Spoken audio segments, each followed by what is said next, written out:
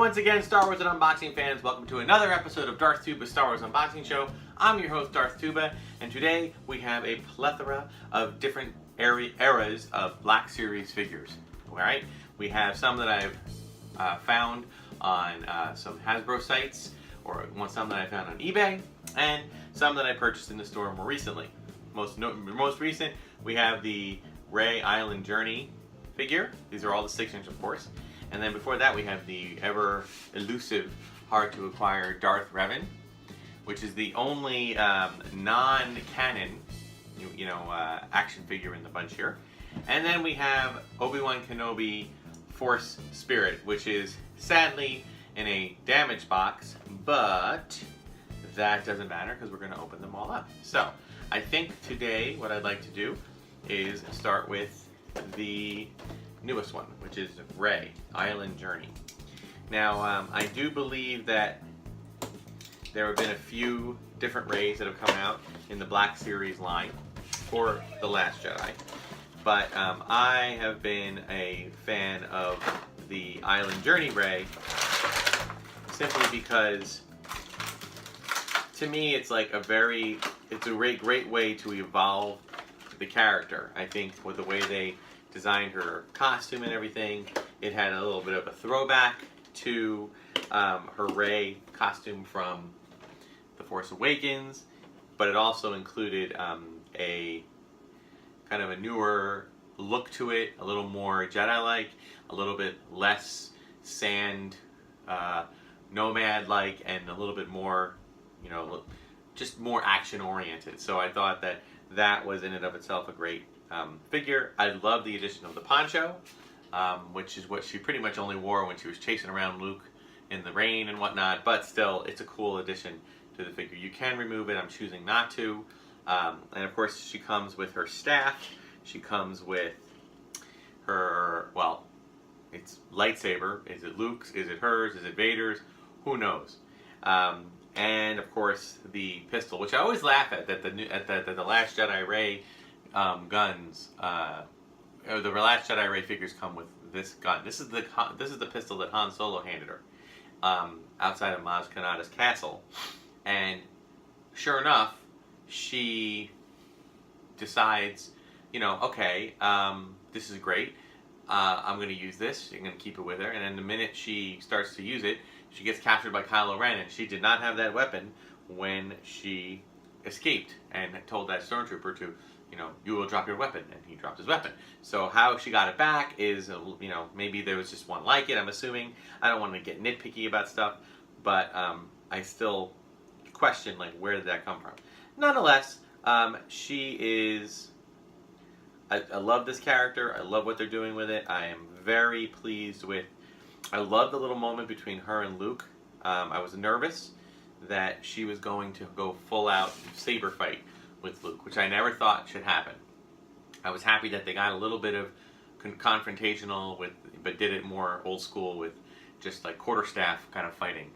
And then she dug out the lightsaber when she got really angry but paused. So not a bad way to do it. So overall, the figure's good. It's of course the Black Series, so it's got all the amazing points of articulation and all that stuff. But the cool thing though is, the weapons make it, just give it a full, complete kind of look, and you can pose it any way you want. I will say that for some reason, the ankles, particularly on the female figures, there aren't that many, Rey, Rose, maybe a few others, the female figure sometimes make it fall back.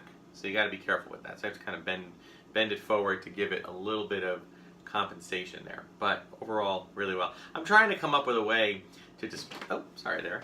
I'm trying to come up with a way to display my 6-inch figures, because I feel like some of these shelving behind me, they're either too short or they're way too big. And I'm trying to come up with something. I'm actually looking into the possibility of building my own shelf, which if I do that, maybe I'll film it. If I do it, it'll probably be a long process, because life's getting a little busy right now. Alright, why don't we do, let's do the Obi-Wan Kenobi next. This one came out, there was a couple of times when, it's 2017, so it was last year, but the Black Series that came out last year, especially this blue kind of thing. This might have been an exclusive because it doesn't have a number on the side. But I will tell you that anything that came out with the blue backing and the blue kind of shading, very hard to come by. Very hard, very limited release. I know this might have been in and of itself an exclusive, but I'm just saying that it was hard to come by. So, in fact, I had to go into a comic book store to even see some of this, and I actually had to go online to make a purchase. So, here we go. Now, I like how it's Obi-Wan Kenobi. I like what they do with the glow. I mean, a lot of people complain about the clear plastic kind of thing, or the clear feeling plastic kind of thing. I remember when, for those who don't recall this, when they first started re-releasing figures, I believe one of the very first mail-aways, if not the first mail-away, I'm not talking about back in the 70s and 80s, I'm talking about 1984, 1995, when they started re-releasing, newly sculpted figures. They were the ones that were unfortunately very, almost He-Man-like, everybody was really buff, and they all looked like they were in the gym, But then they started kind of pulling that back and having kind of normal looking figures. But one of the first figures that came out was an Obi-Wan figure, and it was a mail-away, and I think it was either it was like a Lay's potato chips or cereal or some sort. And the mail-away, you see, proofs. It's like any other mail-away, proofs of purchase. For those who don't understand it, maybe you young kids don't get it. Like, you would have to buy a few other figures, cut out the proof of purchase, which is this little symbol at the bottom, and then you would have to mail that along, sometimes even with some money, maybe like $2, $3, a check for that much, and to a certain address, and in like 6 weeks, you would get this in a little box. You would get this special figure that was only available through mail-away. Well, Obi-Wan Kenobi's Spirit of Obi-Wan was one of them. And all it was the Obi-Wan Kenobi that you had already collected and that you could always purchase, that had made of an entirely blue, clear plastic. And so many people complained about that, but I said, why? I think it's really good. I mean, it's not the same as a paint scheme. It's an actual different molded plastic that's doing it. So yes, it's the same sculpt, it's the same mold, but I thought it was really cool. And this does it even better. This one to me has I think they were going after like the Obi-Wan Kenobi from Return of the Jedi, which, if you think about it, when Obi-Wan was struck down in A New Hope, he never appeared again in the rest of the movie. He was a disembodied voice, but that was it. Then in the beginning of Jedi or Empire, when Luke's in the snow, you see a very faint view of him. And then at the end, when he leaves Dagobah, you see a little darker view of him. Then in Jedi, at the very part when Yoda dies, and he's sitting in Dagobah, he looks more like this. He almost was completely, visible as a human. Only had a little bit of glow around him. And I thought that was interesting. Was that a design? Was that just an aesthetic choice? Or were they trying to say something like that both Obi-Wan and then eventually Yoda and I guess Anakin would eventually learn how to maintain their earthly appearance more and more? Because if you look at Yoda in The Last Jedi, I mean, he was all but fully there. He even summoned lightning and knocked Luke on the head with a cane. So who knows? But this one, it's kind of a mixture of both. Like, the top part of Obi-Wan is pretty much just a skin tone, as his robes, and the robe kind of beige tone, and then they start to fade to this clearness in both of his hands and on the bottom, and his robe is completely kind of translucent and purple all the way through. It's kind of a cool effect. So yay to Obi-Wan. And while we're on the subject of Obi-Wan, if there's anybody at Lucasfilm that happens to look on these little websites and little YouTube channels, I'm begging you, do not let go of the idea of an Obi-Wan film. I know, I get it. Solo didn't perform as well in the box office. Gotcha. Understood. Message received. But that doesn't mean it wasn't a good film, and two, it doesn't mean that an Obi-Wan film would not be at least as successful, if not far more successful. Go for it. Do it. You got a streaming service. We'll take it in any which way you want. We'll take it even as a series. We'll take it as any kind of way that you can get Ewan McGregor back into Obi-Wan for an extensive amount of time. So, just saying it. Here endeth my plea. Alright, and then lastly, Darth Revan. And I'll be honest with you, I'm going to have to read the back of this box because I don't even know who Darth Revan is. I just know it was a cool looking figure. I know he's an expanded universe character. So let's read this. Darth Revan, the enigmatic former hero of the Jedi Civil War. Darth Revan continued to play a pivotal role in the ongoing war between the Sith Empire and the Galactic Republic. I wish that when they release figures like this, they would say exactly where they were from. Somebody in the comments, please, let me know where this came from. I would, and if you do, I might consider actually reading that book, because it's a cool looking character. And again, we've talked about this. I am so, I know that there are people that were very hurt that Lucasfilm decided to kind of blow up the expanded universe. For those who don't know what that means, when Disney purchased Lucasfilm, there were already, thousands of stories, or maybe hundreds of books, maybe not thousands, but close to thousands of stories written by outside vendor authors that told everything leading up to, from thousands of years before. They had everything was like the BBY, the Battle of Yavin, the BOY, Battle of Yavin, and it was or before Battle of Yavin, so BBY. That's where that came from. And everything, there's like tons and tons of stories that led up to the Battle of Yavin, and then stuff that happened after the Battle of Yavin, like Empire Strikes Back, Return of the Jedi, and all this stuff that happened with Luke and Leia and Han and Leia getting married, and having 3 children, and the whole bit.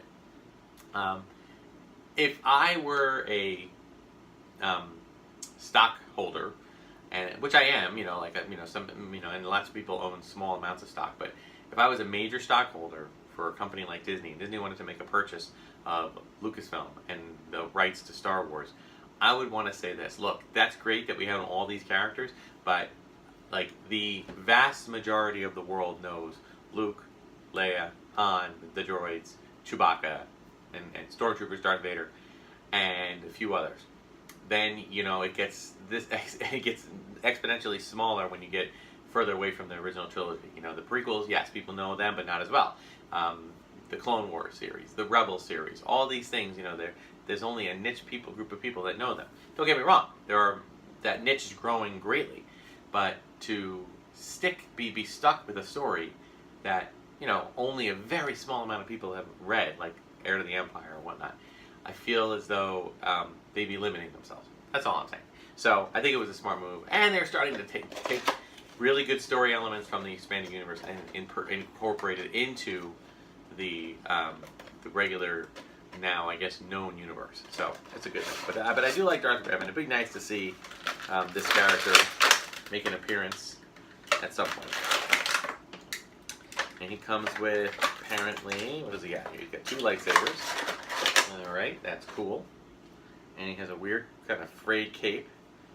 But he's got this really cool like belt sash, some chest armor, and he's a hard plastic kind of cowl and hood, so you can't remove it, which I guess is a good thing. His lightsaber appears to be purple, and he has another one that's red. So very cool. And again, being a 6-inch, he's got the really cool points of articulation. And again, unlike the female characters, the male character ankles seem to bend better. So it gives him a lot of posability. You just gotta make sure that you're paying attention to it. So you do that. Ooh, it looks like he moves. Sorry. Now his waist, his waist does swivel a little bit too. So really, really awesome looking figure. So sometimes one collects a figure just because the figure looks cool. Let's face it, Boba Fett. Boba Fett was really cool looking. You can't deny that. Some people think he was a big fan letdown because he did very little in both Empire and Jedi. I get that. I understand your feelings about that. But I stand by the fact that he looked amazing. This figure, Darth Revan, looks really cool. It would be cool to see him return in some fashion. But Rey falling down on the job. Ay. Stay up there. I'm telling you, the ankles. Come on, Hasbro. Do a little better with the ankles. Either that or here's a thought. Come on. A thought I had too was to have Black Series. I would actually, and I'm being this seriously, I would upcharge and be happy to pay an upcharge of the figures from $20 to up to $25 if they included a stand. These figures are very displayable, collectible, displayable items. Give us stands, all right? These outside vendors create them that are okay. They work for some, but not for others. but you have the power to design a stand that would be universal for all Black Series figures, and especially for the female figures or anything that's just a little bit more of an odd shape. That would be awesome. So here endeth my second plea. Again, I don't know if anybody's listening, but maybe somebody will stumble across it, so who knows. But that'll do it for this episode of Darth Tuba Star Wars Unboxing Show. And again, we had Darth Revan, we had Spirit of Obi-Wan, and we had Rey Island Journey 6-inch figures. You can still find Rey in the stores today. Look in your local comic book dealer. Oh, Rey, you are just being so stubborn. Look at our local comic book establishments, toy shows, and of course eBay and Amazon for some resale versions of these two figures. So thank you so much for watching. Be sure to like and subscribe, share. So what are they saying there? Smash that notification button. Smash it. I don't know why you have to smash it. Don't smash it. You'll hurt your computer. Instead, just like, subscribe, share. Check me out on Darth Tuba's pages, on Darth Tuba Star Wars Unboxing page on Facebook. There's Instagram. There's Twitter. And there's also the DarthTuba77@gmail.com. Leave comments. And again, I know some people are asking, when are you doing another giveaway? We'll get to one eventually. Find a few things. Got a couple of things coming up we're going to be getting into. This year I've decided to grace the Star Wars unboxing studio with a Christmas tree, and it's because we've had so many ornaments come out the last few years that I've decided to mix up the ornaments and bring some down into our studio and make our own tree, which we'll do to my right over here, and that'll be coming up over the next, probably not until like November episodes. We also have a few items that should be coming in the mail, some high-end items. Maybe we'll do a few more toy runs, see what we got, see what we come out with there. Now that we're getting in close to the holiday season, we should be getting new waves of things coming out and that kind of thing. So, thank you so much for watching, and until next time, may the Force be with you.